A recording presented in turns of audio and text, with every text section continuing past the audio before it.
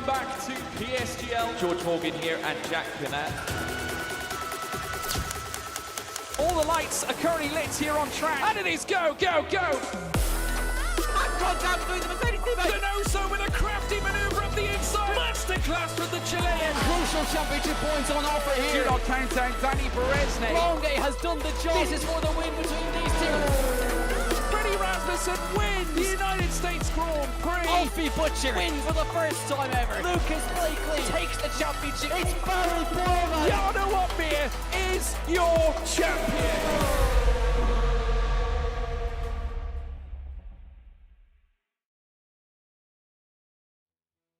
We've been waiting for months and months to kickstart a brand new season of PSGL, but we are back for PSF1. Welcome to season 37, and we hope you enjoyed the real-life Grand Prix at Silverstone, because that's where we are for round number 1 of the championship. Isn't it going to be fantastic?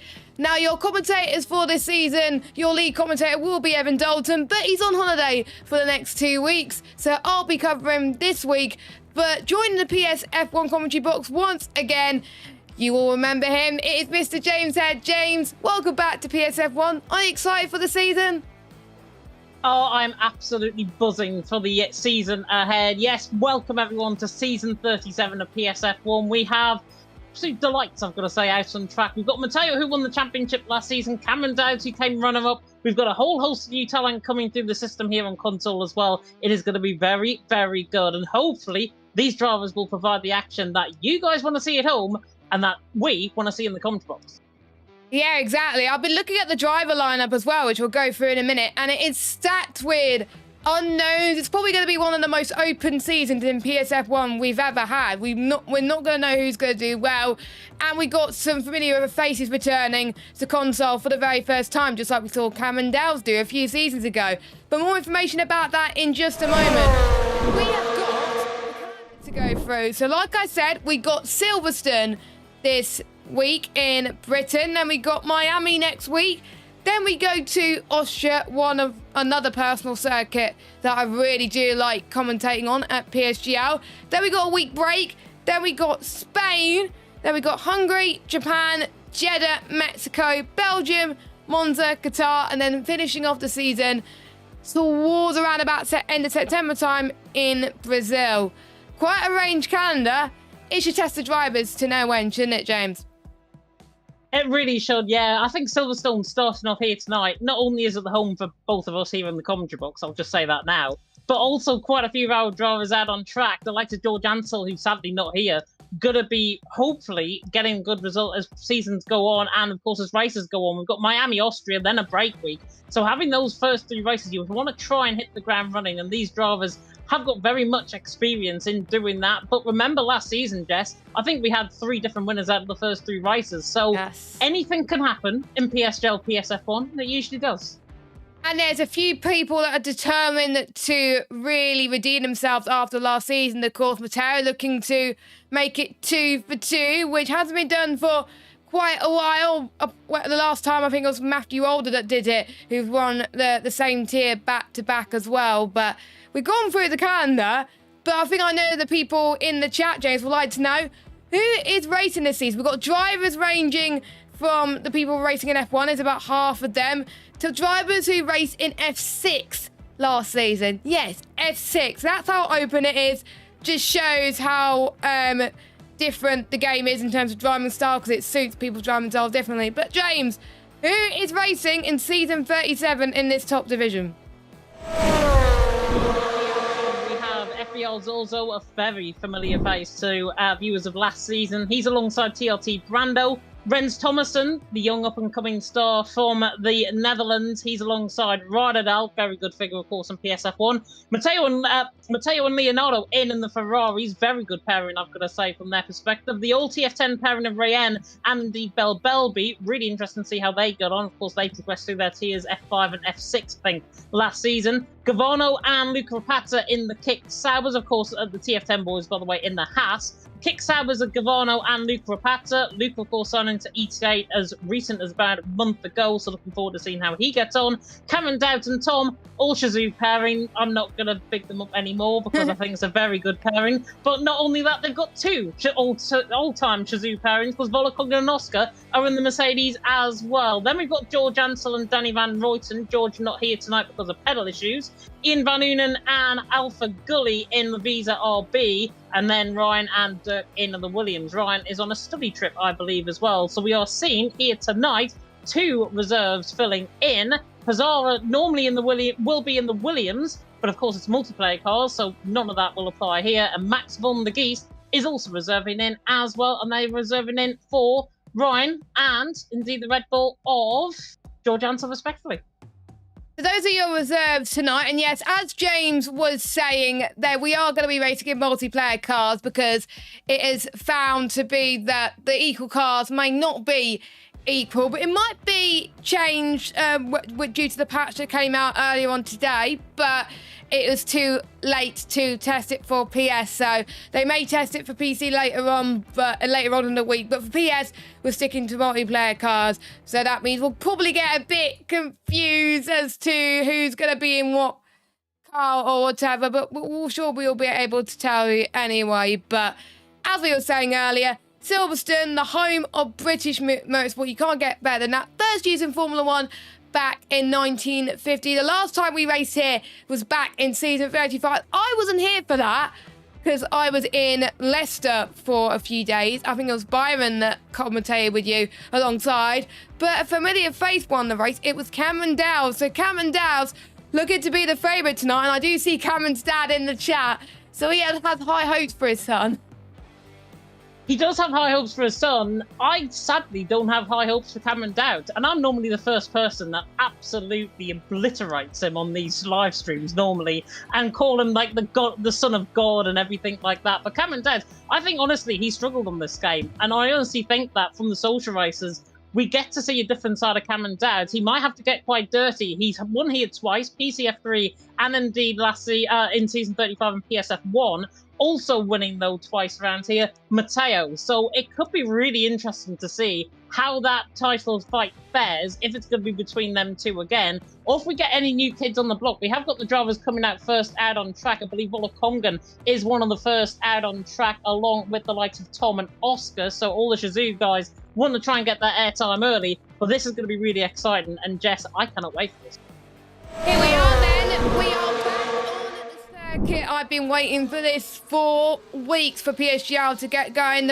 All the PS tiers are live, and so were the PC tiers last week. It's absolutely crazy. I'm very jealous, by the way, because our F-Week commentator Logan went to Silverstone to watch the British Grand Prix a few days ago. So he knows a lot about this circuit. I was at Silverstone last year. I couldn't go, unfortunately, this year due to personal issues. But it's a lovely chat to go watching, and there's so many great opportunities to look across the track as well. So a bit about the new handling model, of course. They have changed a little bit due to the curbs as well. So the curbs can be a bit more deadly compared to previous iterations. Medium traction has changed a little bit, but it won't affect the drivers too much because every single driver, no assists at all. That's for all of the tiers on a Monday night, no assists at all.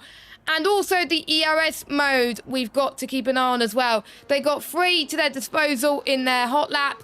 They got none, they got medium, and they got hot lap and overtake. So they got 4 to use in the qualifying session. Volakonga's out on the lap. James, would you like to talk us through it? Yeah, let's run a ball to Volakonga coming through the right hand of Abbey at Farm, coming through turns 1 and 2, then through into all the village section at turn number 3, really fighting aggressively with the car actually coming through this first sector. You can see how much this has changed in terms of the handling, even compared to F1 23 and this new handling model coming into effect, coming through entry corner, of course, the reprofiled sector of the circuit now, running down where the Wellington Bombers used to land here, 27.5 in the first sector from Volakonga, now coming through Brooklands and in towards Luffield, where we saw quite a lot of action yesterday in the British Grand Prix. Volakonga coming through there very neatly indeed. Right on the curbs nicely. He now comes through Woodcut and on the run now down in towards the all turn one at Cops, where Hamilton and Kovalainen nearly collided, of course, here in the wet in 2008. Volokong can take that absolutely flat out, 180 mile an hour. Coming through now in towards Maggots and Beckett, and he's looking really good. High 7th gear, coming now through the left-hander of Maggots, then to the right-hander now of Beckett. At the end now towards the Chapel Strike, really fighting the car aggressively at a 1 or 2.7 in that middle sector. Is very neat indeed from Volokonga. Now coming down the hill in towards Stowe at turn number 15. Quite a few of my friends were there on the left-hand side yesterday as he really fights the car again. Coming through 15, now in toward the Vale chicane at turn 16 and 17. This has been a really decent lap from Volokongan. Tom getting on the ball with a 26.472. Volokongan, however, is going to be quicker. There's a 26.1 to start off the night. That is very, very tidy for Volokongan, but Voska goes even quicker again with a 125.806. It's hard to tell who's going to come across the line, so bear with us, guys, while they're in the multiplayer cars. As Matteo, our champion from last season, only manages third. I believe it was a 25.5 in PSF2 was pole position, and 125.7 is set by Cameron Dowles. A decent lap time banker to start off the session, and Ian Van Hoven in second place as well. Interesting to point out about these drivers that have gone up from lower divisions. It's really great to see that the pace gap has not increased that much, because you're seeing drivers like Oscar, Alpha Gully they're used to being in the lower divisions. We have not seen them in like F3 or F2 at all, and they're going straight to F1. It's a very tough ask, because you're going to be racing against people like Renz, who is just going fastest. They've been racing in F1 for many seasons. It's going to be really, really tough. Imagine what the rookies of 2019 had to deal with their cars in real life. This is the replication. So to see all the likes of Oscar, Alpha Gully and Belby doing very well in the top 6, and you weren't expected to be up so high, it just goes to show that I believe F124 suits their driving style to a T. Yeah, definitely. So obviously within qualifying, it is definitely going to be the case where they are better suited. Oscar, Alpha Gully, Belby, they're all on 25.8s, 25.9s.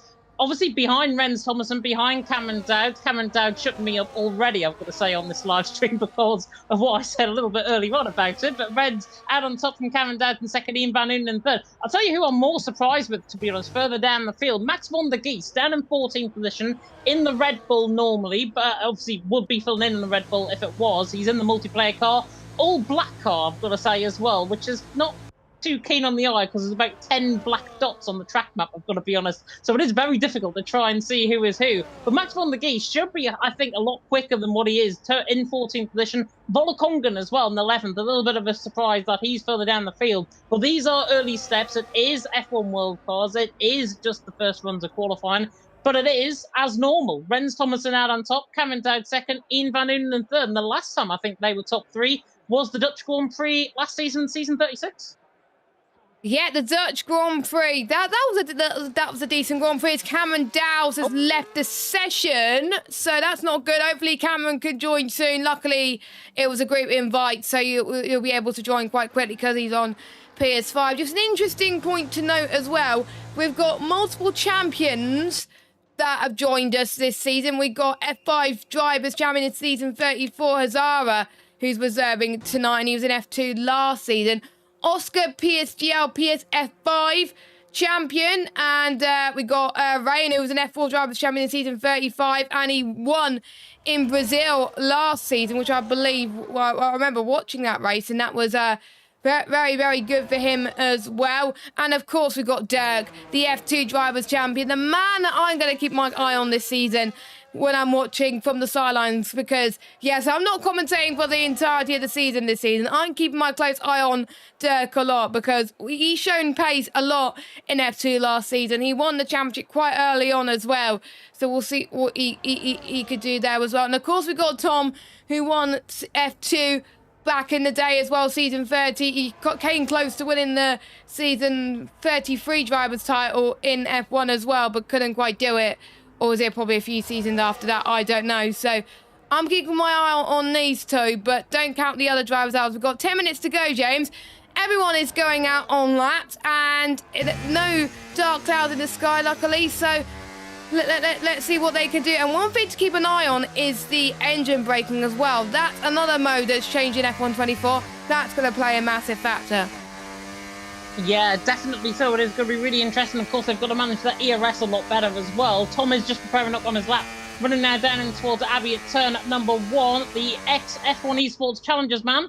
If that was on your James Head bingo card, you can now tick that one off. Now coming through the right-hander with turn number 3 through Farm, and then in towards Village at turn number 3. Really fighting the car aggressively. Coming now through the left-hander turn number 4, passing one of the same coloured liveries on the right-hand side. Tom now running down the hill in towards turn at number 6 at Brooklands, down the Wellington Straight, as it's given its name, 27.4 in the first second from Tom. Tom, of course, dicing with the best on PCF3 last season in PSGL, and now, of course, he's back on console after having that dicey affair. Cameron Dowd, of course, did that in the past. He proved to be an absolute godsend last season in F1. But Tom looking to try and show that the old guard doesn't have new tricks. And that comes through the right-hander of Cops at turn number 9. And then in towards Maggots and Beckett's coming through 10, 11.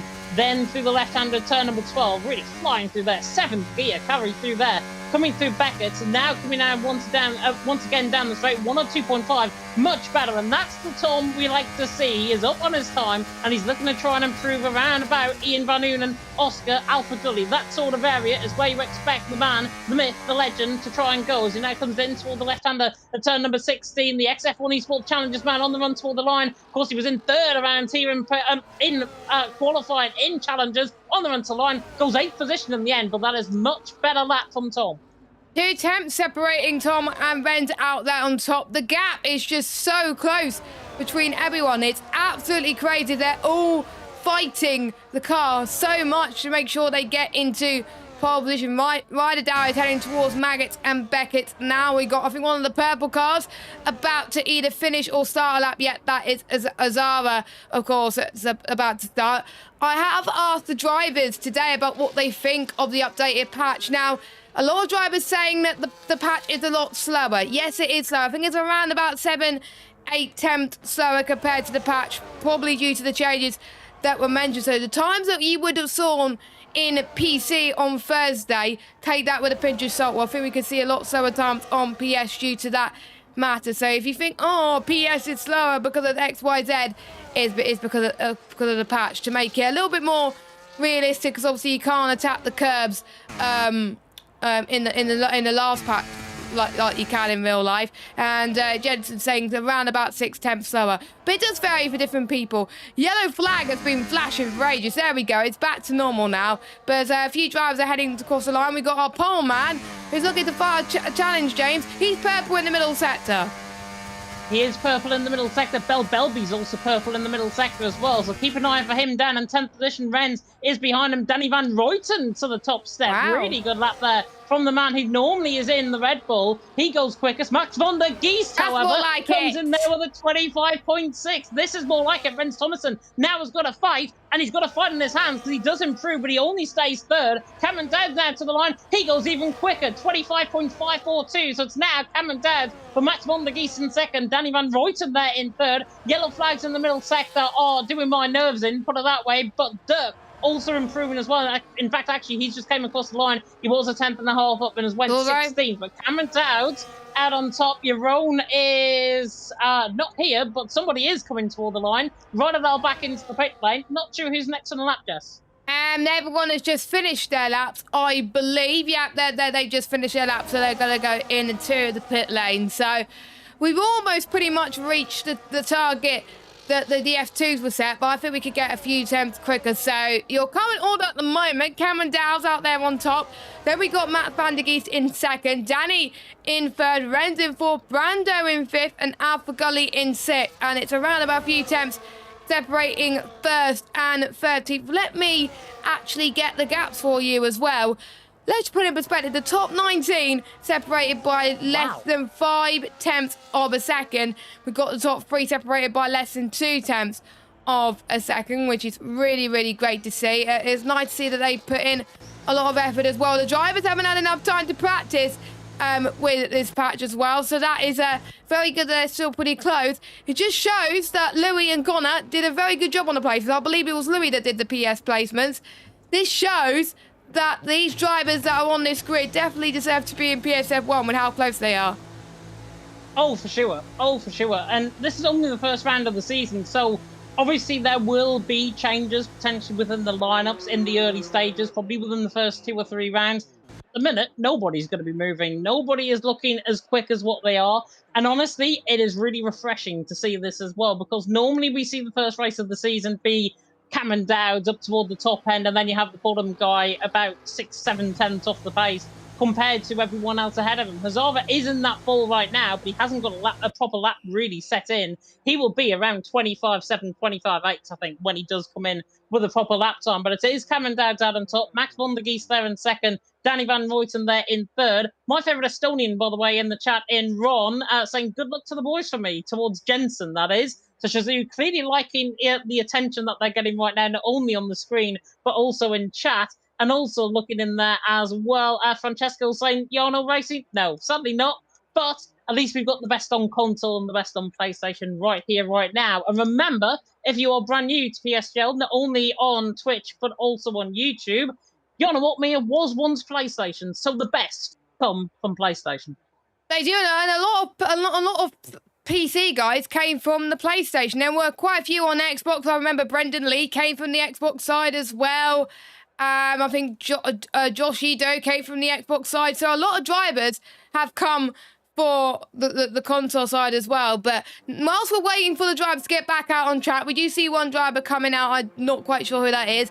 Get your predictions in on who you think is going to get pole, and what do you think the pole time is gonna be. It'll be interesting to hear your thoughts. We'll keep an eye on your thoughts on Twitch and on YouTube, as well, live on both platforms tonight. If you haven't already, make sure you like the stream on YouTube and subscribe as well, and follow on Twitch, and also follow us on X at Premier Sim GL. We're also on Instagram and TikTok at Premier Sim GL. You can keep up to date with all the latest information PSGL related, and you also get notified when PCF1 starts. We don't know when PCF1 starts, and the best place to know will be on our social, so make sure you keep an eye out on that. And of course, this week, James, also, whilst we wait for everyone to start on their laps, the E-Series qualifiers are happening very soon. I'm very, very excited to be watching that on Friday. We got Josh and Nathan covering that. They're not going to be commentating anywhere else this season. They just got E-Series commentary, so at least they just got that to focus on. And we got some great teams already signed up. Make sure you tune that to the qualifiers as well, which I believe is this Friday. I might be wrong. I'll need to check my dates, but make sure you check that as well. That starts this Friday with the qualifiers. Nope, you are totally right. I've just checked the calendar there, and it is the 12th of July. So yes, this Friday coming up, and it is Qatar. So if you do want to tune in for that, E-Series on it's not this Friday. 10 PM. Is it not? Is it next Friday? It's just delayed according to Jensen, which is understandable. Oh, okay. So which is never mind. It's not this Friday.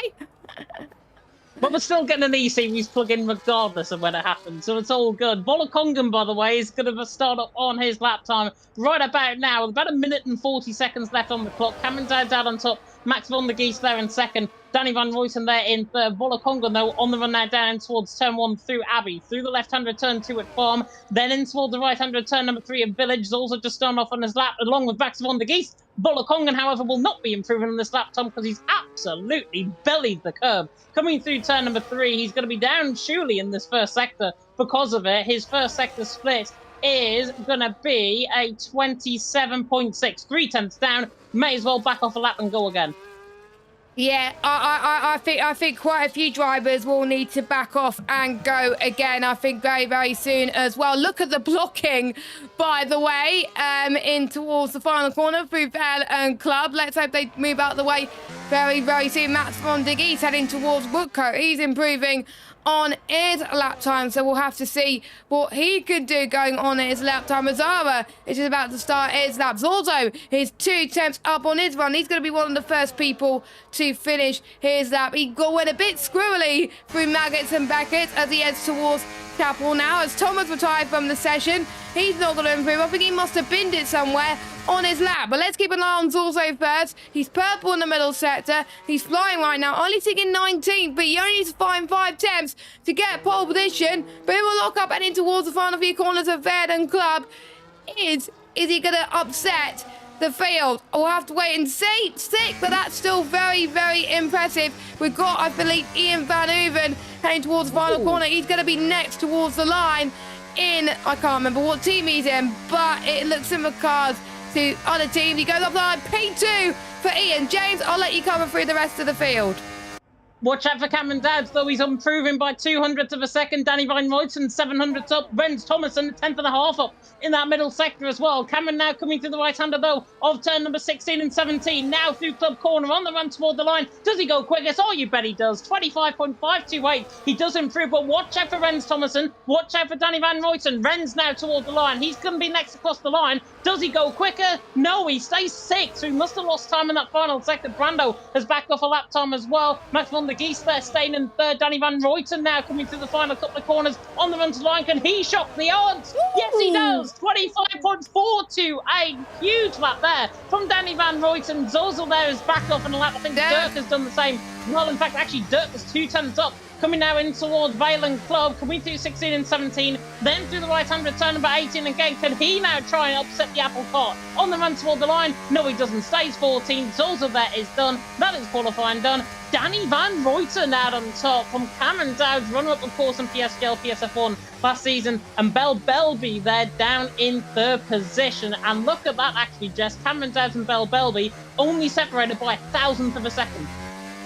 That is insane. And look at that grid right now. It's drivers that you won't expect. And it's great to see that we have a lot of new drivers this season, because it's hard. Again, it's really, really hard to predict. And going into this race, I was not predicting Danny to be on pole position. He was 4th in PSF5 last season, but he has multiple experience in karting, which shows here tonight as well in the Rotax Junior Map and Mini Map Championship. So there we go.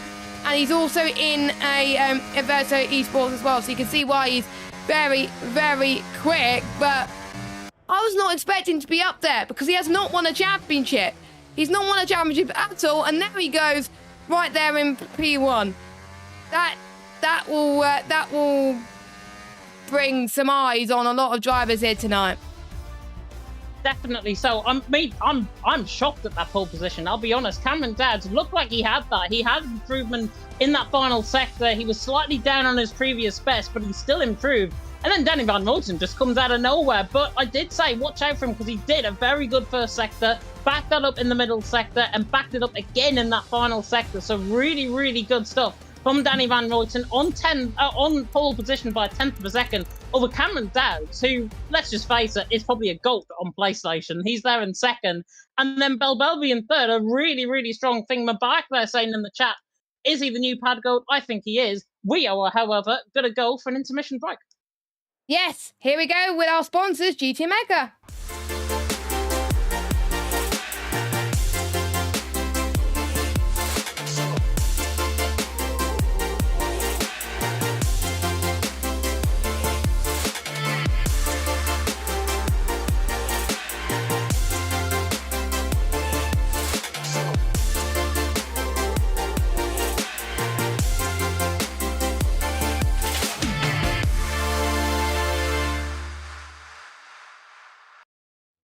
The tension is rising in PSF1. The drivers are about to get in their cars. We are going for round number 1 of season 37, PSF1. It is a cloudy day, just like we saw in real life with the real life Grand Prix. But I don't know what the weather's going to be. No, there'll be restart, so we're about to get it going very, very soon. Get your predictions in chat. James, what can you expect? I could expect quite a lot of carnage, potentially, through the opening corners. It is going to be really interesting, I think, to see how drivers actually handle themselves, not only handle the cars as well, but handle themselves coming through there. Mateo has already said we can ready up, but that was from earlier on, so I don't think the message has been given just yet for them to ready up. Ian Van Unens actually came into the chat and saying, can he take a break because he needs to go somewhere else? But there we are. Looking through the chat, by the way, Markador's in the chat. Very, very familiar name here, of course, in PSF1. He is there, and also Mubarak's in there as well. But who do you want for pole position? Who do you want to win Avicio, Mr. Hollywood, no affiliation at all, I'm sure, within the same team. He is going Danny for the win. And Jordan also saying that you're very cute, Jess, which is nice. He gave me an 8 out of 10 there, which is, am I not perfect? Joking. Thank you. Much appreciated. We also got Kean Godendorp as well, who did very well in qualifying in Silverstone last week in PC. Doing very well on the PC side in general as well. And we've got some action. Sorry, we won't get your predictions just yet.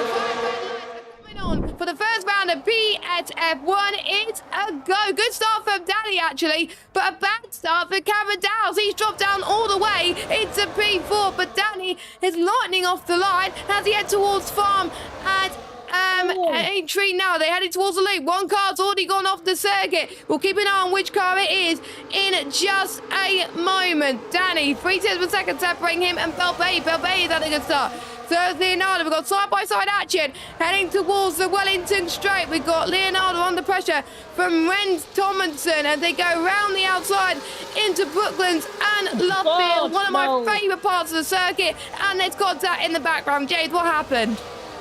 There is Hazard and Zorzo, I think that was potentially. I know Ian Van Unen's definitely got right side end plate damage. He caught coming through turn number 3 at the village and into the loop section. He caught the back of one of the cars. He's got right side end plate damage. I think also Hazard has got damage. Matteo making his way through the field as well. He's also got damage, I think, on the left side end plate potentially. So quite a lot of drivers in strife. Side by side coming through Magnussen. Beckett's further through the field. Dirk and Gavano absolutely hell for leather coming through this part of the track as well. They're looking to really try and get their groove on. Rotterdam now right on the back of the TF10 man as well, formerly, of course, part of that team. Rotterdam now coming around the outside in towards Stowe, trying to let the move done. Oh, and there's contact, and that, I'm afraid, is an incident. Rotterdam is out of the race. Did not deserve that whatsoever. Dirk caught up in a separate incident as well. Dirk went for the move. He put Rotterdam basically out of the race. That's what happened there. Danny Van Ruyten though leads as DRS is now enabled.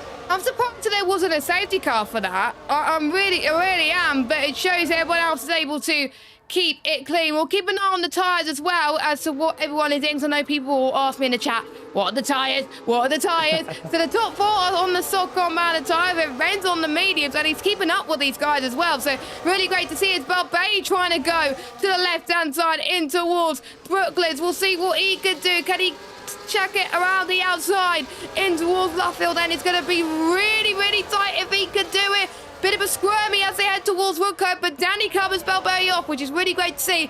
Rayan in third. Apologies if I say these names wrong. I'm rubbish at pronouncing names. I do apologise, but the top 3, line astern as they head towards Maggots and Beckett. They're all so close. If just one person makes a mistake, then that could be game over as they head towards Chapel, as DRS is enabled then in lap 2 instead of lap 3 this season. So here we go then. Let's see if the DRS could come into effect. Rain as well on the back of Balbay. Can he go for the move? No, Balbay's going to try and go for the move towards Stowe corner. He does. He's in the lead. He is in the lead indeed. Cameron Dowds, though, could get a potential slingshot running in towards turn number 3, right on the back of this pairing of Danny Van Ruyten, Rayan, and also Bell Belby, who now lead. Brando there on the set of softs is trying to get involved in this as well. Rens Thomason, though, is looking very strong right now on a set of medium compounded tyres. They're in 5th position. Best of the medium runners so far. He's just dropping off the pace compared to Cameron Dowds, but those mediums are going to come alive as there. Rayan tries to go up the inside line, and Danny Van Ruyten didn't manage it in the end. Danny is very low on ERS, 57% of ERS, and now is using hot lap as he now comes to the left-hander of Brooklands. Cameron Dowds are looking to try and get alongside Rayan, running down the straight in towards turn number 6 of Brooklands. 3 wide as we go in towards Brooklands. Cameron Dowds up the inside line. Rayan on the outside line. He's now hemmed out on that. Danny Van Ruyten is the one that stays ahead, but Cameron Dowds tries to stay ahead on the back of Rayan. They're side by side in the same liveried car, coming now down in towards the old turn 1 at Stowe. Cameron Dowds, though, is going to have a real slingshot right on the back of Rayan. Doesn't get the move done. Danny Van Ruyten forcing him off track. Everyone going hell for leather. This could end ugly, Jess. This could end ugly, and I'm surprised that they haven't been sent into the same stratosphere and sent to Narnia. This is amazing stuff for the opening round of this Grand Prix. DRS will be activated once again. We'll keep an eye on the ERS usage, but I can tell, even by the power they got on the straight line, that they're using it a lot. Danny retakes the lead from Belbay. Cameron Downs in this fight as well. So it's Brando. This is how open this grid is. They're all within the same place. Someone has gone into the pit. They probably got a bit of damage. I believe that's Ian Van Hoover. Yeah, Ian is going in into the pit lane. So unfortunately, his race has gone from bad to worse. Past Hamilton, straight into Abbey for the 4th time. By the way, we're already on that 4 of 26. It's amazing. Ryan was very tight in through Village there on the back of Bell Bay there, which was very, very close as well. But we know that these softs can last a bit longer than on F1 23. But if they push too much too early on, that is where they're going to struggle with the temperatures, because I know the temperatures have changed in this handling model as well. So they've got to keep an eye on their temperatures as they go through this lap. Yeah, definitely. So honestly, this race is absolutely cooking already. And yes, Rishi, they do know it's only lap 3. It's now lap 4, by the way. Danny Van Rooyen out on top, Belby second, Ryan there currently sitting in 3rd position. Cameron Dowds, though, as I say, looking pretty good in terms of his ERS. 78% that he's got. Ryan ahead of him, 62. Belby on 64 and Danny Van Rooyen on 57. One thing that we mentioned last game cycle, Cameron Dowds is so good in terms of his ERS management, and this game should really suit him in that aspect. He's just a little bit off the pace compared to Ryan, running now down in towards Stowe. I don't think we're going to see a move for the lead of the race this time around. In fact, I don't think we're going to see a move at all this time down in towards Stowe. So now everything has calmed down. We can try and catch a breath here in the commentary box. Danny Van Rooyen leading the way, Belby in second, Ryan there in 3rd, really going well. And to be honest, Mubarak putting it right there, Belby is on a pad and he's there in 2nd position. Wow. Mubarak, when is your comeback and when are you going to be the pad goat again?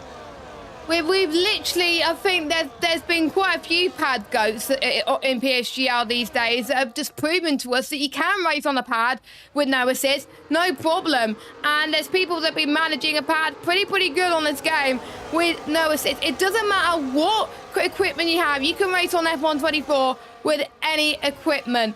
A pad, a wheel, don't bother racing on the keyboard, because if someone can race on the keyboard, then that's insane. But you can race on the pad, no problem. Believe in yourself, I have to say. There's a lot of people that are believing in Bell Bay in the chat. TJ Van Bussell, Black Box as well in the chat. So we're having a lot of Bell Bay fans, which is always great to see. I like to see the support in the chat for a lot of these drivers. Rain has got quite a bit of speed going into Mangus and Beggars. He's got his car set up for these type of corners. It looks very stable for him compared to the other 2 cars. Let's keep an eye on Ryan as we head towards the straight, but Bell Bay is looking very menacing, heading towards Stowe Corner. But Bell Bay is going to lunge to the inside. There he goes through Stowe. Danny's going to put up a fight as well as they head towards Val very soon, past the pit lane entry line. It's going to end in tears and they end up going 3 wide. Oh, that was close. That was close, but Bell Bay takes the race lead from Danny. Ryan almost got the both of them. But all 3 are just so tight. Again, they've all got the same pace. This is amazing. Put it this way, if that was Ryan up on the curb and he was in a Mini Cooper, he would have flipped that quite literally, because he was right up on the curb, coming through the left-hander there, now getting under pressure, as speaking of that, of Cameron Dowds to the inside line, in towards Village in the loop at turns 3 and 4, now coming through Aintree Corner, running down the Wellington straight once again, Cameron Dowds, hand of rage there from the Scotsman, the flying Scotsman to the inside line, trying to get the job done, nearly 4 abreast as we come through this part of the track. It's 2x2 Noah's Ark though, as we come through this part. Belby now coming to Luffield, leads the way from Danny Van Rooyen. He's back in 2nd. Ryan there in 3rd. Cameron Dowds there in 4th. Everything going on. Cameron Dowds doesn't want to be forced off track again, but look at the run that he gets around the outside. It's 3 wide, coming now through Stowe at turn number 9, trying to get the move done. How on earth are these guys keeping it clean? Brando on the back of Cameron Dowds gets the move done as a result of that aggressiveness from the Scotsman. Now Rens Thomason's in the fight as well. This is absolute mental mayhem. Belby leads the way. Ryan in 2nd. Danny Van Rooyen again, and here we go once again. It's going to be 3 wide potentially, down in towards turn 15, trying to get the job done in towards Stowe this time. Danny Van Rooyen leads, Ryan in 2nd, Belby there in 3rd. God, Jess, we need a 3rd commentator here. This is mental. And Red is going to try and go for the move again. There was a bit of contact as they go through Val and Glub. Literally the top 8 are fighting for the lead of this race. Volakongan has gone into the pits. Now that is early. That is early for Volakongan. We were expecting, like we saw in F2, for people to come in around about lap 10. It is now lap 7 So I wonder if he's going for the early cut. We see people on the hard tyres, but those are the ones who got damaged. Volakonga is going onto the mediums. So I'm thinking for Volakonga, he's good with tyre management and he can get those mediums to the end. That's the thing that's different about this game. There's some people that can get those mediums to the end from here, and some people that can't due to their driving styles. So we'll see what happens with Volakonga and see if that works towards. And I wonder if the top four are going to respond a little bit. Keep an eye on Renz, who's on those mediums. When will the crossover point happen? I think it will be in the next couple of laps, if not now. And Renz could potentially take advantage of this as they head towards Cops Corner now. Look at that helicopter shot. It looks lovely, by the way, as well. But this is PSF1. This is the place you want to be on a Monday night. It definitely is. You don't want to be anywhere else, to be fair, on a Monday night. I mean, Matteo was looking for the bar, to be honest, coming down in towards Cops at turn number 9 because he was nearly going off track. I don't know what he was trying to do. I'm not sure if he was concentrating, but he needs to concentrate now because he's got Max von der Geest right on the outside of him in towards Stowe at turn 15, trying to get the move done, but he doesn't. Matteo there stays ahead of him in 8th position. Max von der Geest in 9. Brando, though, was into the pit lane, so that is an early pit stop again from Brando. I expect about lap 8, lap 9, to be honest, in terms of the action, so obviously putting in a little bit early, but that's to try and negate the time advantage that you might have at this stage of the race to try and go forward with. But everyone now calming down once again.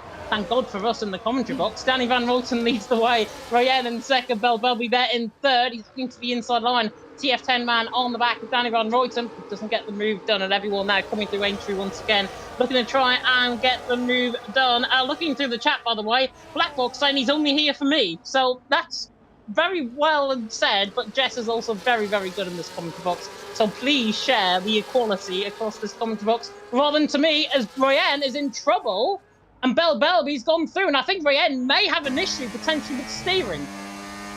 Yeah, I think so as well. And he doesn't have an issue with steering, James. He has an issue with connection. He's left the session. He has indeed, and that's really unfortunate. We'll try and get Ryan back in if we can. Danny Van Roten, though, leads the way. Belbelby in second. Everyone's now just going to be filtering through an AI car, and this is the worst possible point. Coming through Maggots and Beckett, Matteo, Max von der Geest have really got to try and deal with this. The ghosting system on this game is better than F123, but you never know on this game. You never know what could happen. Danny Van Roten will lead the way. Belbelby in second, coming down in third. I'll get to inviting Ryan very, very soon. In fact, I'll do it now. Thank you very much, James. I can't do it because I'm obviously streaming, so thank you very much. And I know there's a few of you in the chat that want him to be invited as well. Expect to see the next few pit stops come up as well. Brando just came into the pit earlier on and was undercut by Volakonga. So Volakonga, it's around about 4/10 gap between the two, so it's not even much. So it's going to be, I think, very tight between the likes of the top three. They've got to make sure that the overcut works well for them because they're staying out, I think, a few laps more, I think, as well. And there's a few people in the chat saying Slipstream is very powerful.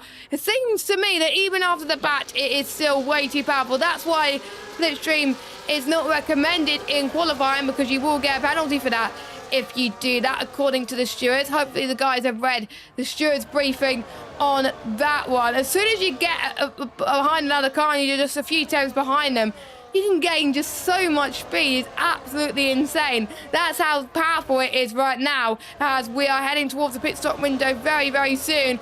As Danny in first, Balbay in second, Cameron Dowds in third, Renz in fourth, and then we've got Leonardo also in fifth place. We can also see some moves happening once again, maybe. Look at Cameron Dowds. Cameron Dowds is looking to have a piece of the pie as they head towards Stoke. No, they're not going to go for it. I'm keeping my eye on Renz right now. We got a pitter. We've got a pitter, and I believe as we've got some battles happening for the top three. It is Bell Bay in the pit lane, Giovanno in the pit lane, Zorzo in the pit lane. So quite a few have come in. Not surprised to see Bell Bay come into the pits. He wants to undercut Danny. Yeah, definitely so. And speaking of Danny, I think one of his family members is in the chat because he is a multiple karting champion. I was going to mention this on the stream, but he is a multiple karting champion.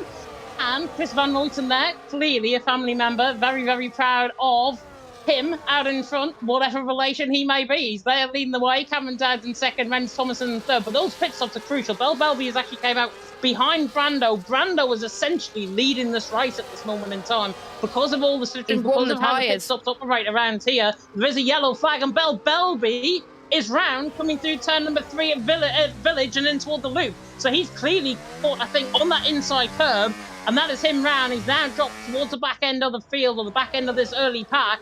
Danny Van Ruyten, though, leads. Cameron Dowd in second, Renz in third. If I was biting the bullet at this stage in the race, Jess, if I was Danny and Cameron, I'd be in this lap to try and cut off Renz, Leonardo, Matteo later on in the race. Yeah, it's a shame for Belbay to struggle like that, but I'm guessing that he's finding it a lot harder to warm the tyres as Cameron Dowd takes the lead of this race from Danny. It's so tight. Once again, anything could happen, and the top 2 is in. The top 2 is in now. Well, it's going to be a race to the pit lane. The ones on the mediums have got to really push now for this stint before they go onto the soft tyres until the end of this race. So Renz has got a really tough job on his hands.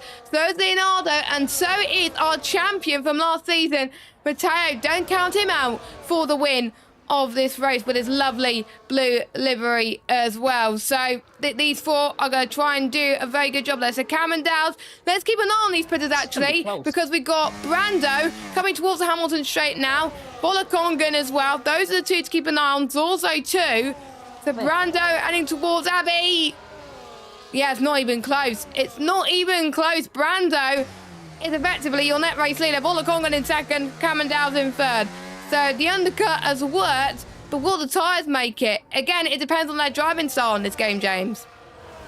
Yeah, Bolakongan is really good in terms of his driving style. I know on previous games, I know in Hungary, remember Hungary? When he won around there in season 33, makes me feel very old in this commentary box, I'll be honest, but Bolakongan did win there, and he was on 31-lap-old cards, I think, right towards the end of that race, so he is very good at managing his tyres. What Cameron Dadsdale needs to do is actually catch the Shazoo man ahead of him, because he's outside of DRS range. Leonardo's gone for Renz for the race lead, by the way, running down, and the old black trio coming now in towards Baggett, coming through in toward the final couple of corners there. They are all black dots on my screen, so that is absolutely terrible for the track map, I've got to say. Yeah, it's not ideal at all. At least we know, though, who's in what position. That's the best thing ever. Cameron Dowd, though, on the back. He's now caught within that slipstream range. He hasn't got DRS, though, I don't think. Coming down the straight, he's still within 0.6 of a second, so looks on the back. Danny Van Ruyten, though, now on the back of Zorza, ran the outside in towards toward Balin Club, not quite close enough as Danny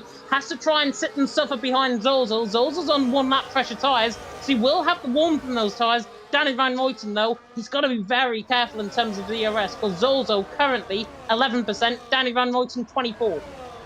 Yeah, so I wonder if Danny's been told that Zorzo's using a bit more ERS as well, and even though it's easy on this game to recharge, if you use it too much in a few laps, it's going to be hard to use it up in the places that mean most, including the Wellington Straight. So they've got to be a bit wary, because there's obviously you can use hot lap a bit more, overtake, and you could save a bit by using none as well. I would use none around these corners here as well, because you could just gain so much battery. And I think that's what Danny's doing right now, and then he's probably going to go on to medium again, or even overtake to try and push and get the slipstream that he needs on Zorzo. And I believe that's Renz getting past Leonardo. Yes, it is, for the race lead up front. It's not the net race lead, because they've still yet to pit. The top 7 haven't. One driver that I'm looking at, James, that has not pitted, and he's still on those softs, is Tom, but he comes in and disproves my theory. I was hoping he was going to stay a bit longer, and I don't know why he was staying a bit longer, to be honest, but he comes in anyway.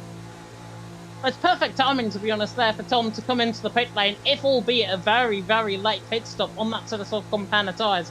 So he's going to be well and truly further down the field in Van Unen, Luca Rapazza, that sort of area is where I'm thinking he'll end up in. Renz, though, leading the way. Matteo right on the back of Leonardo. Both of them, of course, are normally teammates. They are normally within the Ferrari. Of course, it's the first round of the championship, so they are teammates. But Matteo and Leonardo, what do they decide to do here? Because they're in different cars, albeit in F1 World cars, but will they be in a party together trying to work out a strategy to try and topple over Renz Thomason?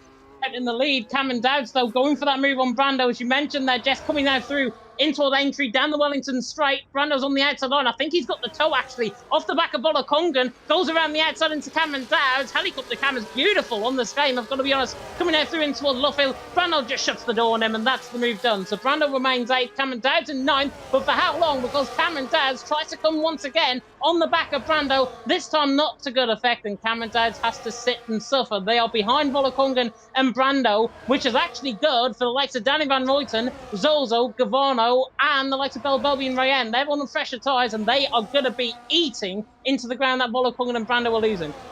Look at this between these three cars once again. And I think Cameron Dowd is going to have another chance to go for it. Nope, he's not. Brando's going to try and do it on Volakongan. Is he going to take the lead of this race? Yes, he does. And Cameron Dowd follows Brando's seat, and Volakongan has been left for dust. This was not good for Volakongan, but good for Brando and Cameron Dowd. And Danny's in this too.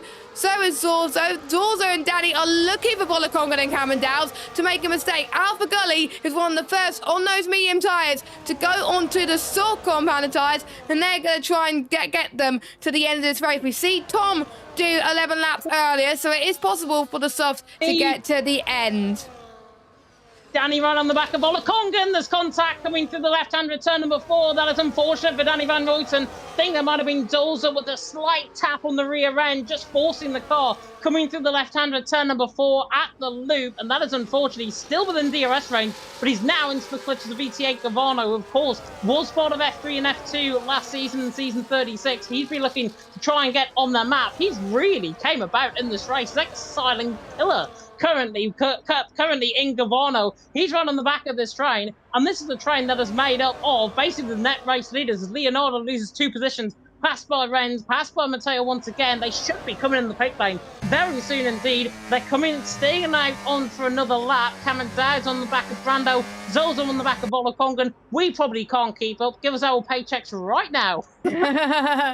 To be honest, I wish we were, to be honest, but we're commentating for fun. We love PSGL. That's why we are here tonight, as Cameron Dowd finally gets past Brando and is your net race leader. He won last time we were here back in season 35, and he's looking to replicate that this season and join a roster of drivers that has won multiple times in PSF1 around this very circuit, setting the fastest final sector. He is flying, and he's going to try and break free of the DRS. Belbey is setting the fastest lap. He would have been up there near the front if he didn't spin earlier on as well. Zorzo trying to get past Volakongan. Not much space lead between the two of them. Has to head towards Aintree now as well. This is great stuff. Zorzo gets the move done.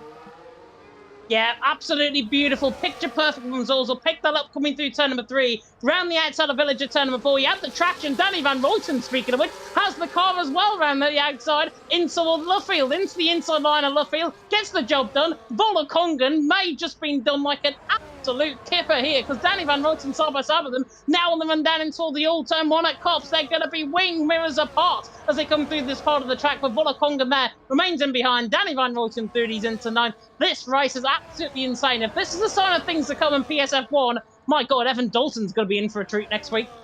He's not here. He's not here next week. He's on holiday. So, well, when he's in, when he's back in 2 weeks' time, I'm excited for him to cover PSF1 this season. Believe me, I've seen the notes he's prepared. He's prepared a lot. Believe me, he's going to need a lot more notes after tonight on if to set the sign of things to come, let's just say. He's going to be taking you through all the PSF1 action with James Head this season. I'm covering for him this week whilst Evan Dalton is on holiday. We will still decide who's going to be covering for him next week, so I won't be here because I will be on holiday. Tom's out of the race. Tom is out the race. He's retired in the pit lane, I think. So he must have had an awful race, which has resulted to him retiring in the pit lane. I'll keep an eye and see what happened to him, but a bit of a shame now, as the only 2 drivers yet to pit is Max and Dirk.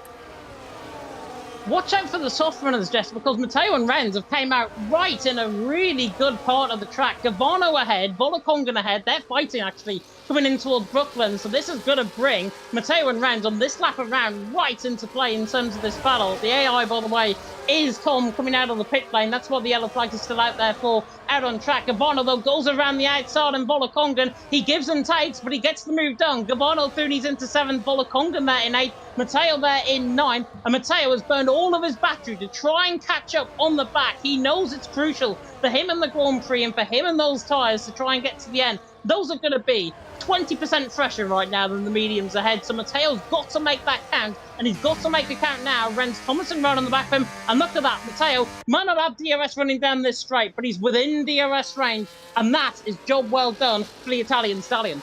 Keep an eye on the guys near the front who's still yet to pit as well, as Max van der Geest has also gone into the pits for the softs as well, and we know how those softs can be lightning quick in a straight line when it's on fresher tyres. So watch out for Max 2, one of the pad goats, as we exit the Hamilton straight and starting lap 17 of 28. Alpha Gully setting the fastest lap of the race. So the soft runners are really coming into play in this race. I'm liking this F1 24 game due to the strategies.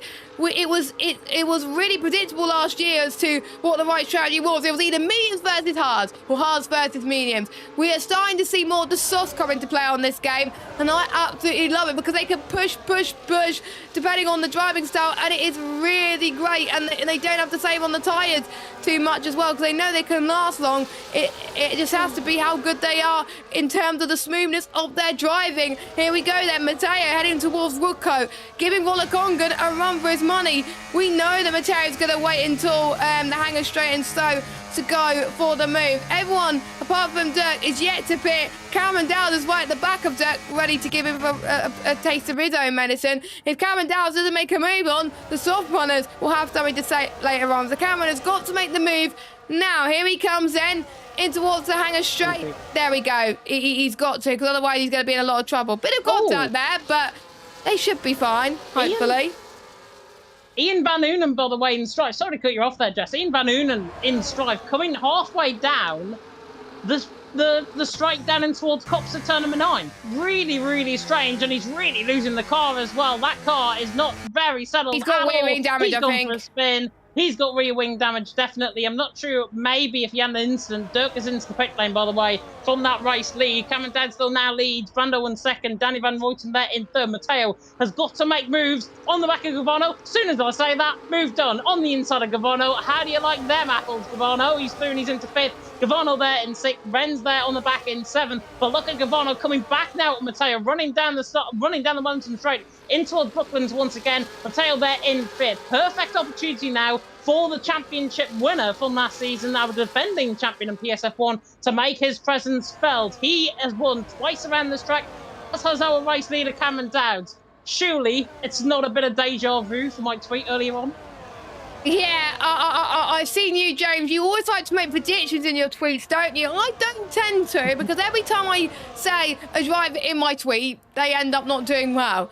So that's why I don't like jinxing people. And as Rayan's left the session again, which is not ideal, but Matteo, look at that straight line speed from Matteo. And we also got some stuff going on in the background as well. Danny's past Brando. Danny's up into 2nd place. And guess what? He's chasing down Cameron Dowds for the lead of this race. This is different tyre strategies at play. It is different pace levels at play. This is different driving styles at play. This is PSF1. Season 37, round number 1, and I'm absolutely loving every minute of it so far. Put your answers on a postcard. Who do you think is going to win this race? We don't know. I don't have the idea on who's going to win. I was going to say something else, but I think we'll get done for if we do that. As Matteo, whoa, I think I can see Matteo winning this race. He's got the base, and he's right on the back of Danny now. Oh, don't say that, because I was going to say him as well. Renz Thomason's on the back of Brando. They're in P5. Beautiful move, by the way, from Renz. Yeah, a beautiful move, by the way, from Renz. On the back of Zorzo. Absolutely done him around the outside. Coming through Village in the loop. Once again, showing what metal he is made of. He's right on the back of Brando, who is losing those tyres.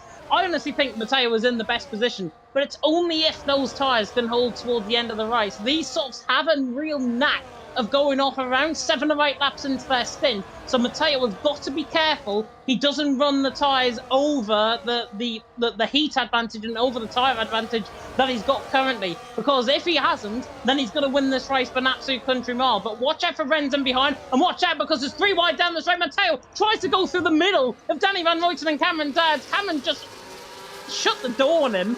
Coming down the straight, Danny Van Ruyten in the lead. Matteo there in second, Cameron Dowds there in third. I think Matteo, bit of wishful thinking there. There was a gap that he tried to go for, half cut off by Cameron Dowds, and Matteo has to sit and wait his turn. Be patient, my friend, be patient. And we're only on lap 20. We're not at towards the end of the race yet, and they're fighting as if it's a last lap, a championship fight, which is always great to see. And the opening race of the game cycle always gives us some entertainment, some excitement. It is crazy. Jordan is predicting Matteo or Renz for the win. It's Matteo. And here comes Matteo. Speaking of that, trying to get the move past Danny in towards Brooklands, but Danny is not going to give up that easy. But Matteo's like, nope, I'm having that position. And what Matteo is going to do, he's going to try and do what Lewis Hamilton did yesterday, spoiler alert, and save his tyres like crazy for the final 6 laps. Lewis Hamilton was able to do it yesterday, and there were certain drivers that were able to do it at PSGL, and this is ever so close between the top 4. It's insane. We also got some midfield battles happening right now. Max van der Gies, Leonardo and Alpha also fighting on those softs. Keep an eye on Alpha though. Those tyres could be potentially starting to go soon. Oh, Matteo's an absolute sitting duck running down the straight. There goes Danny. There goes Renz potentially. Renz actually stays in behind him. Okay, Renz stays in behind Matteo. Is that now tactical on the back of Matteo? Look at how slow Matteo's going. Coming through the left-hander there of Cops at Stowe even at 10:15. The right-hander even coming through that part of the track. Renz is right on the back of him, but it's because he's got 43% of ERS. He's really, really getting that battery back. Matteo's got 41, so they're around the same level.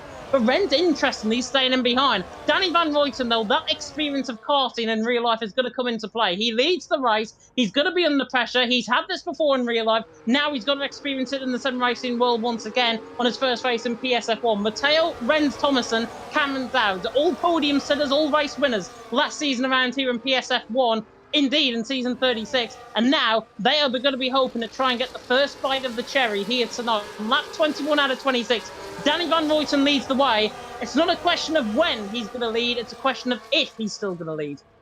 I think that's a good statement, I think, James, because we know that they're going to use their ERS to the limits in the final few laps. The crowd are going to be erupting in Silverstone and, of course, in the chat as well. They're all rooting for different drivers. We are in the unknowns going into tonight, and if we get a new winner for the first time, they could be a championship contender, but it's how they handle the pressure going into the rest of the season. We've seen certain drivers who won the opening race of the championship fail because they couldn't handle the pressure. Matteo, though, gets past and into the lead of this race. Renz, that's a bit of a squirm between Renz and Danny there, but that, I think, could have been contact. Luckily it wasn't. It just shows how respectful them racing together as well. Cameron has been saving quite a bit of VRS, so watch out for him towards the end of this race. I know he's definitely tyre saving currently towards the end of this race because he knows that the ones on the softs are going to be absolutely pushing as they head towards. Dirk has got a penalty, by the way. Dirk's race has gone from bad to worse, which is a bit of a shame, as I was hoping he would do well tonight, so that is one of my jinxes out of the way. I do apologise, Dirk. You probably don't want me in the commentary box anymore, as Zorzo trying to get past on the Wellington straight. Can he do it? No, but Renz gets past Matteo in towards Brooklands. He's got the race lead again. And Leonardo gets past Volokongan in behind as well. He's doing his into ninth position. Really nice battle that running down the straight between both of them. Max van der Gies capitalising on Volokongan's aging tyres. And now, speaking of Volokongan, look at how much pressure he's under from Alpha Gully even. Alpha Gully right on the back of him. Running now down and toward the right-hander of Cops at turn number 9. Runs wide again, and Volokongan, those tyres are absolutely screaming for life at this moment in time. There was a yellow flag that's seen Van Unen again round. Coming through the right-hander of Club Corner at turn 18. He's got the car back going again. No damage on the car. Matteo, though, gets the race lead on the back of Renz. He's through and he's into the lead. Lap 22 out of 26. If these softs can hold, Matteo and Renz are going to be all over the field. But I just fear Cameron Dowd has got something up his sleeve. I mentioned there in chat, 100% now of ERS. for Cameron Dowd. Danny Van Roten's on 45, Ren's on 32, Matteo on 46. If anybody's going to win this race in a set of mediums, it's Cameron Dowd, and it's because of his ERS management. Yeah, I think Cameron Dowd has got that experience, hasn't he? He knows how to manage the tyres. Oh, there's Cameron Dowd speaking on that, trying to get past Danny. He knows that I think Danny's been pushing all those tyres a little bit too much. Oh, the traction was a bit hard, I think, for Danny. He almost went off the track there, but luckily he got his car together. You can tell that he's running high temperatures at the moment, I think, Cameron Dowd. He has been saving, and he's now going to be going to push. Whereas people like Danny and Banda, they were pushing at the start, and that means they're going to have to save a bit before they push on the final lap. And Oscar in the Twitch chat saying, Cameron, question mark? Yeah, Cameron has a good chance of doing well on this one, but he's got to hope that the top two run out of tyre wear and ERS levels, because otherwise he's going to settle for third place. But to be fair, consistency is what helps you win the title. You don't have to necessarily win every race, but we know that everybody wants to win the first race on F1 24, as Matteo once again under pressure from Renz, and Renz gets it once more. They keep switch positions. These two can't afford to switch positions, because Cameron could have another slice in the cherry for the winner of this one. Look at that, Cameron's well on the back of this because of that. Yeah, definitely so. Cameron right on the back, 5 tenths away from the back of Matteo. The last 3 laps now setting in. No safety cars for VSC so far. We're not getting any in this race either. Renz Thomason leads the way. Matteo there in second. Cameron Dowd there in third. Really, really strong race so far from everyone. Danny Van Roten and behind him fourth. He got very lucky, by the way, with that contact with Cameron Dowd. He could have easily been forced out wide and could have easily forced Cameron Dowd out wide, like a similar incident back in Legacy Division on the last game cycle. So Cameron Dowd does not want to repeat of that whatsoever. Ren's though leading the way from Matteo in second. Cameron Dowd's there in third. Everyone else in behind behaving themselves for now. Zolzo on the back of Brando. Brando's doing well on those tyres, by the way. 16 lap old mediums. Compared to Zolzo on 14 lap old mediums, you'd think that Zolzo can get past quite easily, but Brando's there in fifth, doing a good job. The TRT man definitely going to be up there for the fight, but Renz leads the way. Matteo in second, Cameron Dowd in third, as if we've gone back in time to season 36 around here in Britain. But Renz there leading the way. Matteo second, Cameron Dowd in third. 2 more laps to go after this one, and Renz Thomason runs wide coming down in towards Chapel. It's amazing that we've not got a safety car, because it just shows the respect that all these drivers have got on the track. Matteo. Matteo almost made a mistake there, as I just said. That He got away with it. He got away with it, but he almost had the biggest jinx from me, and he's never going to let it down from me, unfortunately, if that ever happened. But luckily, they're still on the track, which is great to see. So, lap 25 of 26, 1.5 laps to go until we know who's going to be the winner of the first round of season 37 on the PS side in the top tier. This is the creme de la creme, and these drivers have done an absolute amazing job, as Brando and Zorzo having a bit of a fight with Mats van der Geest. Mats van der Geest trying to have a slice of this one as well. Through the Wellington Straight they go with this lovely helicopter shot. Mats van der Geest getting the lovely toe, and he gets past up into 6th place as well. Nicely done on those soft tyres. I don't think he's going to close up on these lot, unfortunately, to go for the win, but our main focus now is going to be on this top 4. Anyone in this top 4 could win this race. Is it going to be Renz Thomason? Is it going to be Matteo, our season 36 champion? Is it going to be Cameron Dowd, our runner-up 2 seasons in a row? Or is it going to be the newcomer, the debutant of PSF1, who has come from F5 last season, to finish 4th in a championship and looking like he could win on a debut? We don't know what's going to happen, but James, I'll let you cover this last lap, because it's going to get very spicy. It is going to get very spicy indeed. Buckle onto your seatbelts. The final 2 of the Silverstone International Circuit is about to begin in PSF1, and it's Renz Thomason, who is under so much pressure, leading the way. His car squirreling out, his tyres squealing for life as he goes on to the final tour of the Silverstone International Circuit. Matteo right in there with the fight, but Cameron Dowd is so much quicker down the straight compared to the front 2. Watch out for him first opportunity will be down into the braking zone and towards Brooklands, running down that Wellington straight. But I have a feeling he'll wait until the later stage of this race. Rens Thomason, though, at the minute is an absolute sitting duck. Mateo, though, does not want to go for the move. He looks to the inside line. He does go for the move, but that's now going to put him completely under pressure from Rens in behind. And Rens Thomason can get that battery back, and that is going to be really, really costly potentially here for Mateo as he now comes through Luffield leading the way on there down the old pit straight, running down the national straight in toward the right-hander of turn number 9 at Cobbs. Halfway through the lap then, and Mateo leads the way, just about hanging on, but Rens Thomason coming at him like a scalded cat. Cameron Dowds, watch out for Danny Van Ruyten behind as well. It concerns these front fours. Those who are maxed on the geese are out of this, it seems. Mateo coming out through the right-hander of Beckett's once again, just about hanging on. It looks like it's between these two now. Cameron Dowds and Danny Van Ruyten not interfering, but here comes Rens storming at the back of Mateo. All of that battery used up, and that's why you don't overtake. Coming down the Wellington straight, Rens Thomason leads the way, coming through Stowe once again for the final time. Danny having a real go at Cameron Dowds. Cameron really defending as well. He untunnels the car. Mateo, though, in second, just about hanging on. There's contact more again. Cameron Dowds is round. Rens Thomason's the line, takes the race win. Mateo there in second. Danny Van Ruyten is third for now on track. Cameron Dowds, you've got to feel sorry for him. Could have been that very late incident coming through the final couple of corners. Had that unsettlement from Danny Van Ruyten going into the back of him. And then he got tipped round again by the man who's finished in third. Rens wins. Mateo in second. Them two are definitely staying where they are. Danny Van Ruyten, though, could be in a bit of trouble from the stewards.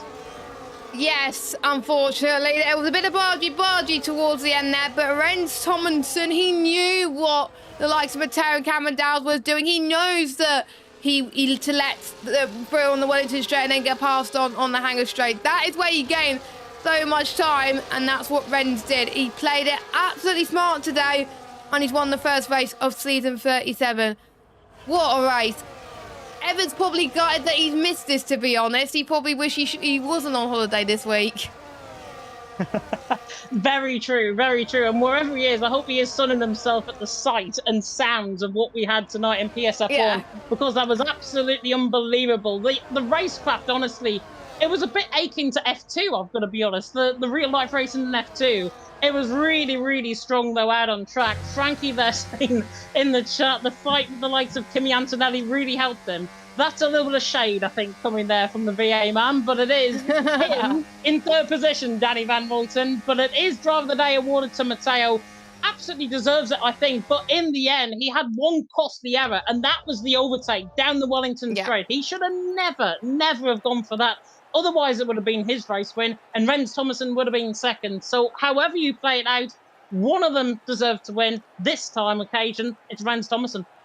Yeah, Rens Thomason showed that he played it smart, and it was a good battles as well. And watch out for the rest of the season, because it's going to be absolutely epic. Silverstone delivered. I wonder if Miami's going to deliver next week. Shame about Cameron Dowds, as you were saying. That could have been a very good result for him, but he's still going to get some points, but it could have been so much more than that.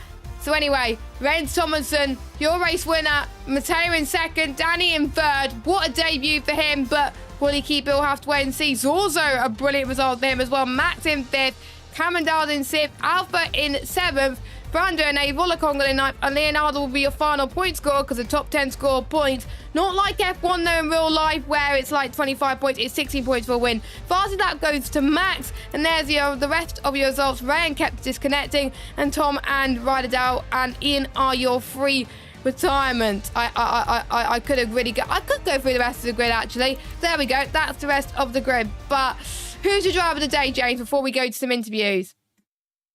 Honestly, I was going to give it to Mateo, because I thought he was really managing the race well, but I think just for that final lap, it's not going to go to him. It's going to go to Rens Thomason. I think what he did on that final lap was call it absolutely down the line. He knew he wanted Mateo to go for the move. He forced him into the move, basically. And that's what happened. And Mateo was going to be absolutely kidding himself because of that fact, and because he could have won this race. In the end, though, Mateo has to settle for second. Rens took that race win, absolutely deservingly so. And speaking of the man, Mateo, he is in the waiting room. Yes, so let me find the scene before you drag him in, James. So we get the transitions going. There you go, James. On you go. Right, we can drag him in. I hope that's the right commentary box. It is, because it's the only one that's actually got people in, which is good. We can now speak, though, to the man who finished in P2. It is Mr. R. Matteo. And Matteo, I feel sorry for you, honestly, because that P2 finish wasn't deserving, I think. You could have won that race. And in the end, you overtook down the Wellington Straight, and that was costly in the end. Can you hear me? Yes, we can hear you. We can. So first of all, some of you may know a patch came out today, and that changed the handling quite a lot. I gotta say, it's probably not the best handling change, but I practiced a bit in the afternoon, and I was doing decent times, probably around top 5 material or something like that.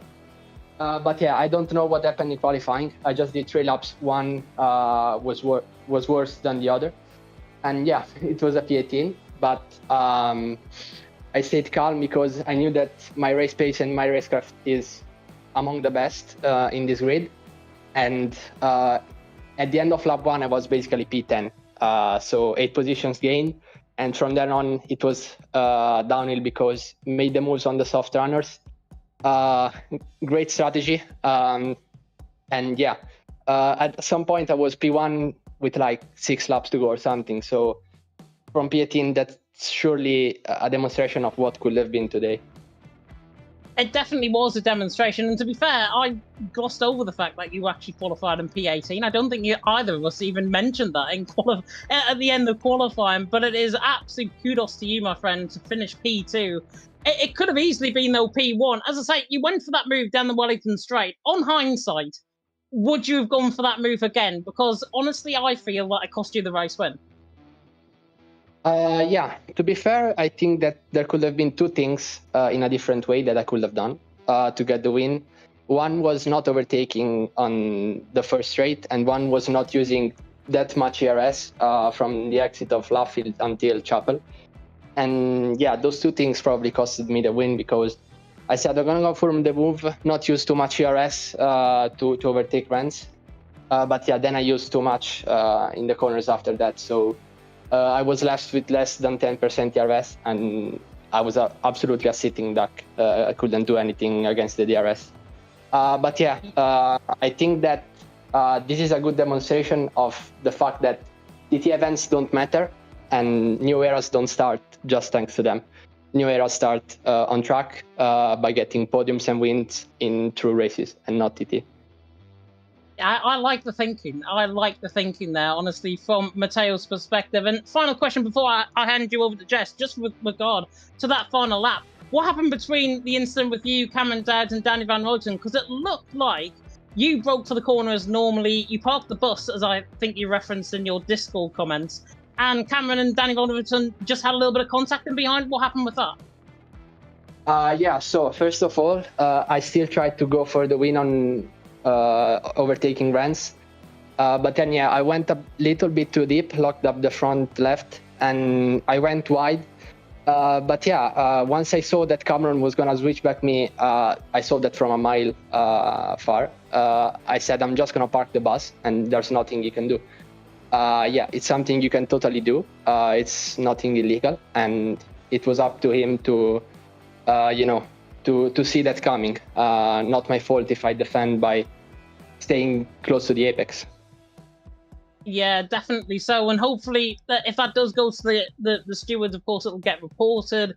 Everything will be looked at in board, and I'm sure there will be a decision coming from that incident right at the end. Because realistically, Jess, I think it was the only incident that we had, really, within that race that was of note. Really strong racing, though, for Matteo. I'll hand over to you.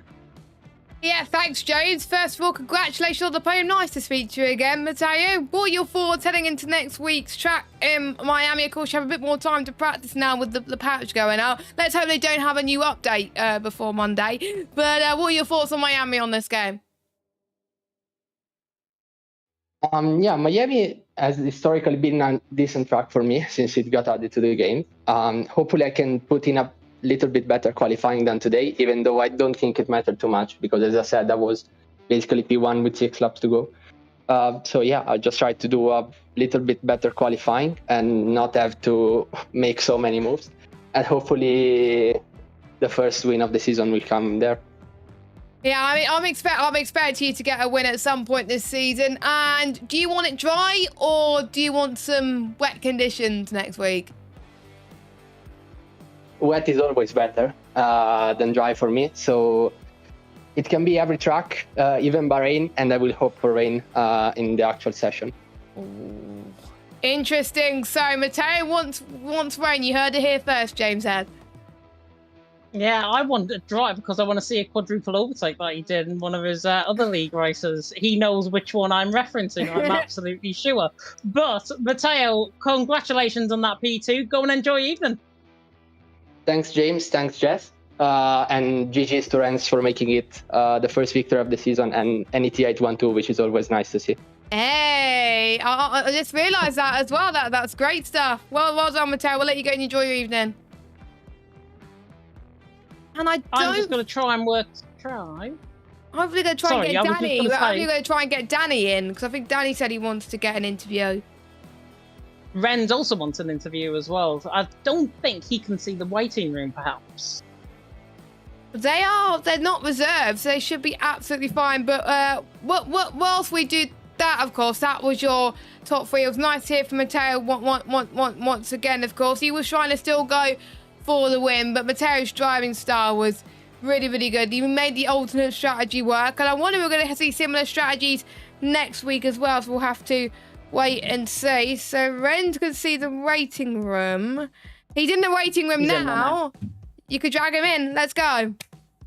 Let's drag in our man who took the race win. It is Mr. Renz Thomason. And Renz, congratulations on that race win. It's been a long time coming, I absolutely assure that. But talk us through the race, because it was pretty mental. As if he's here. I hope he is. Can you hear us? 2 seconds. He's going to rejoin back. Okay, I think he might not have a headset. Oh, that was me earlier on at work. That's fine. Renz, can you hear us? Right, I've dragged him in. No. After Renz.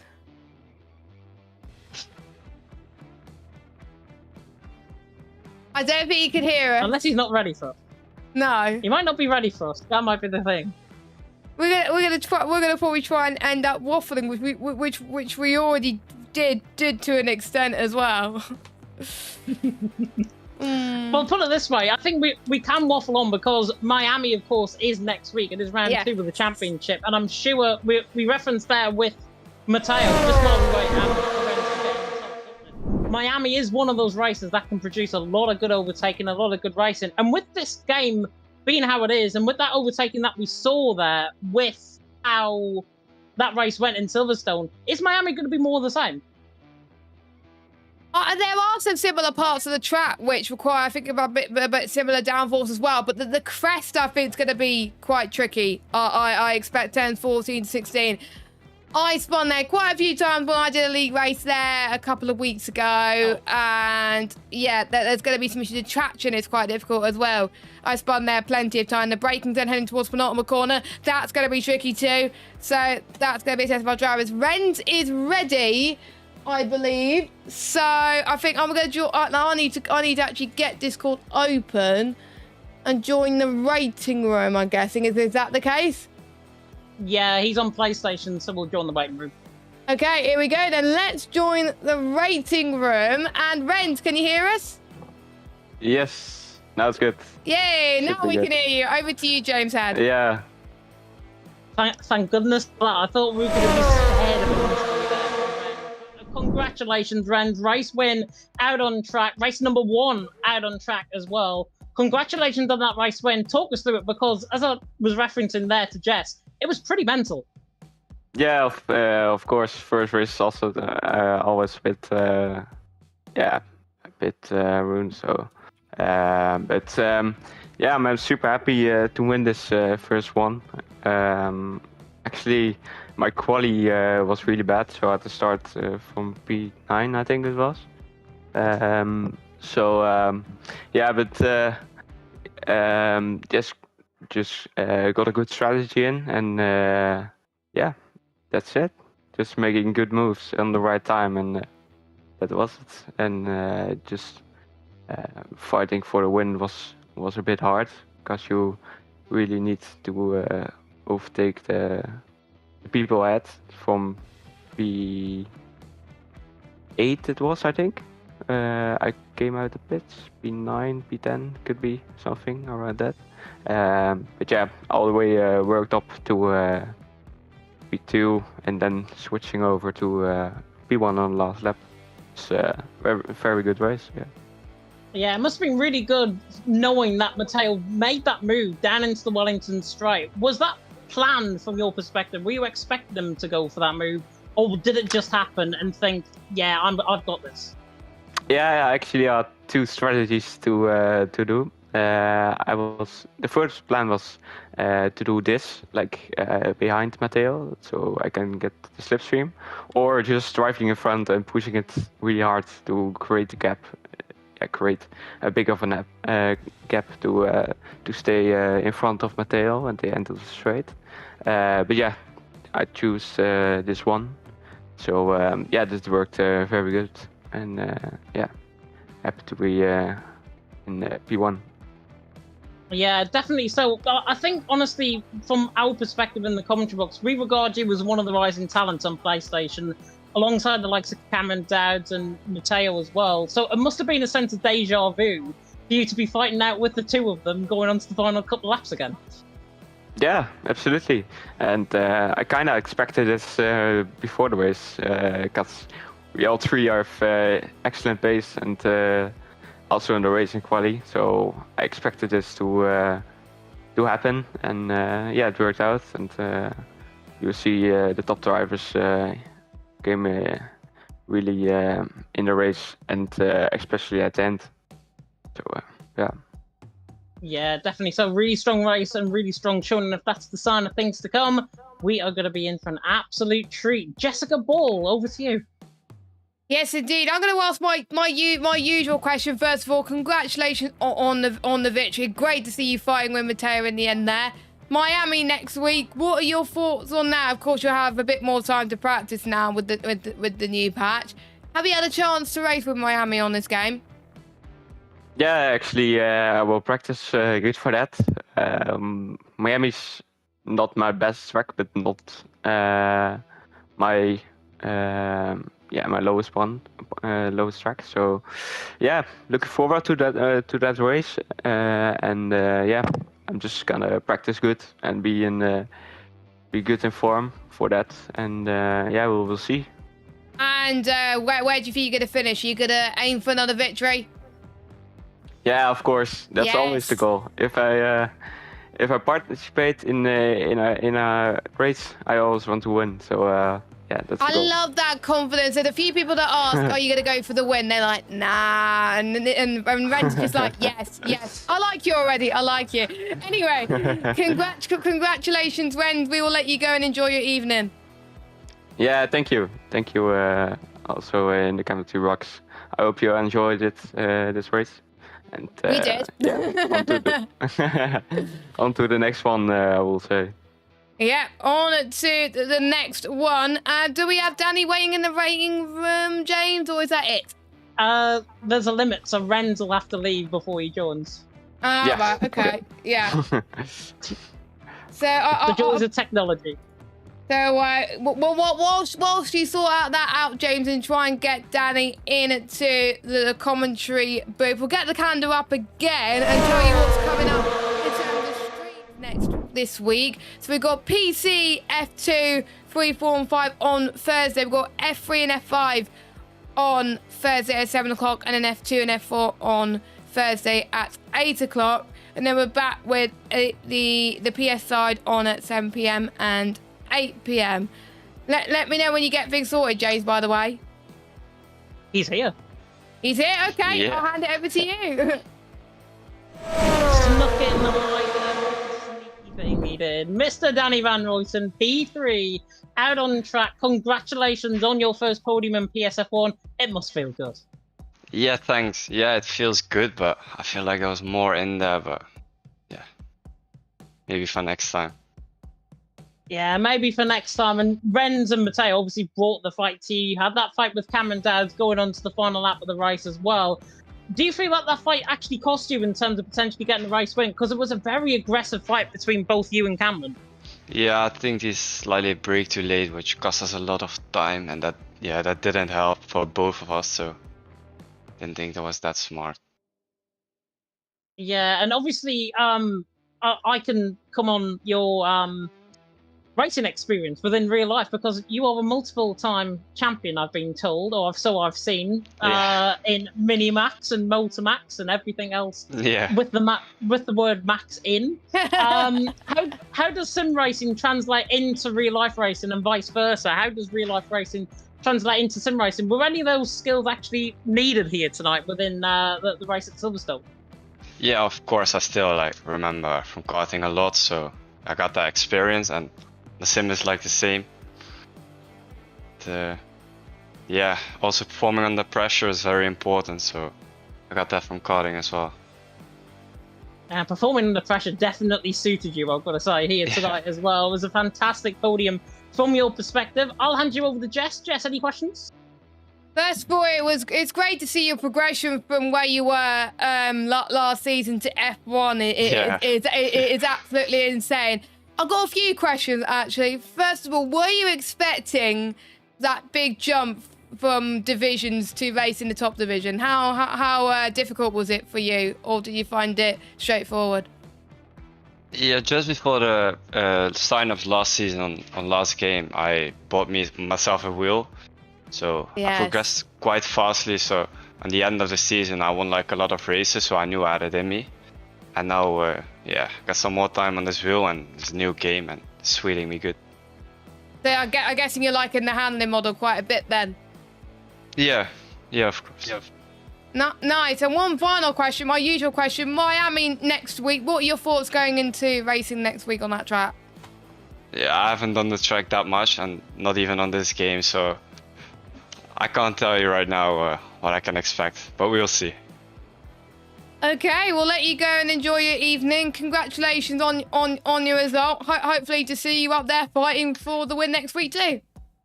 Yeah, I hope so as well. Brilliant. Thank you very much, Danny. We will, of course, James Head, drag ourselves to commentary box 1 to finish off the rest of the stream.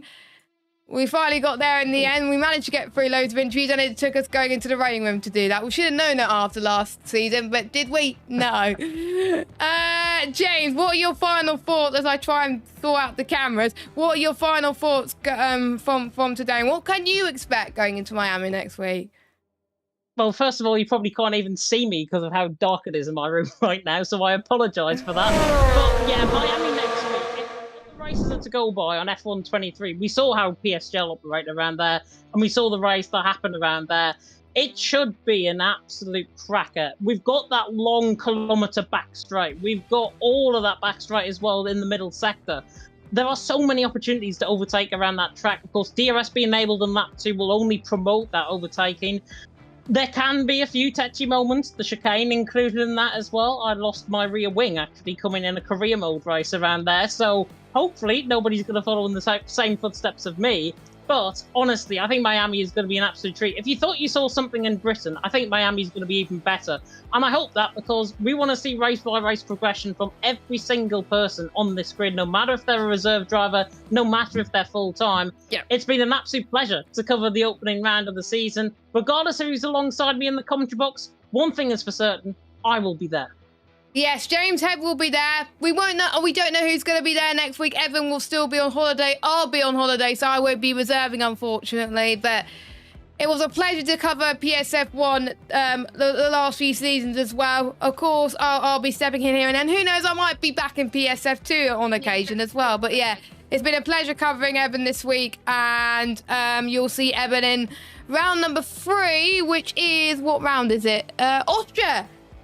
He's going to be in for an absolute treat there as well. I can tell you that. But I'll let you cover this one, James. What streams we got on store this week?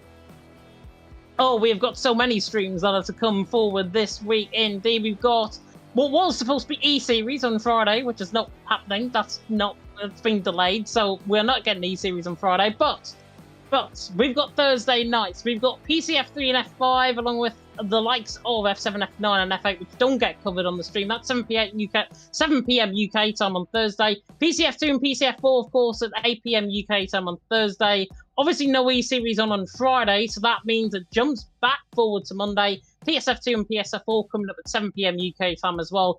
PSF1 and PSF3 at 8 p.m. UK time. And of course, big thank you to our sponsors, GT Omega, for these lovely chairs, by the way, that we are sitting in. And of course, the Sim Racing Centre for their absolute beloved support. And of course, Sim Racing Centre is the lead provider for all things F123. And you can use the code PSGL at checkout for 10% off your purchase. F124, it says F123 on what I'm reading, so there we are, F124. You can use PSGL at checkout for 10% off your purchase, and of course for GCMA, I think you can use the code PSGL for 5% off of any purchases that you do throughout their store as well. So there we are. There we go. Thank you very much to our sponsors. We're renewed for another season. We could not do it without you. And I almost forgot to mention them. So thank you, James, because otherwise I would have got told off by the big boss, who is my boss. So we're going to leave you there. We're going to leave you with our final outro cards, including our title sponsor, GT Omega, and also Sim Racing Centre. Thank you so much for watching. James will be back next week. Keep an eye on socials and you'll be found out for more information on who's going to be joining alongside. Don't know who yet, but I'm sure whoever's going to join James is going to be fantastic. For myself and James, have a good evening. James will see you next week. Have a good evening. Bye-bye.